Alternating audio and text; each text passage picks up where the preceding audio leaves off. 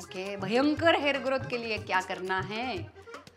Okay, I hope की हे चांगलं असेल. लवंग भाजलेले आहे, त्याच्यामध्ये काय टाकले?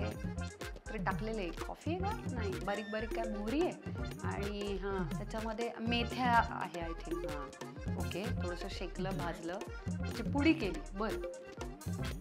आणि बरं त्या पुडीतले जे गुणधर्म आहेत ते त्याच्यात नाही उतरत. यांना तुम्ही खूप छान एक टेम्परेचर दिलं आहे शेक, यानं काय होणार आहे फार फार तर तिथली जी त्वचा आहे पोर्स आहेत ना ते थोड्या काळासाठी ओपन अप होतात, कारण तुम्ही हीट दिली ना.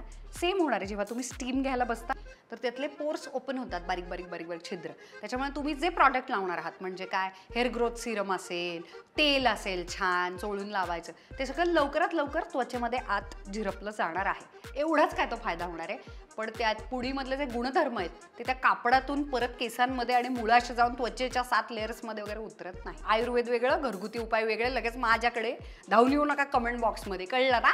आयुर्वेद लय भारी असतं, हे घरगुती उपायामध्ये काय लोक काय करतील.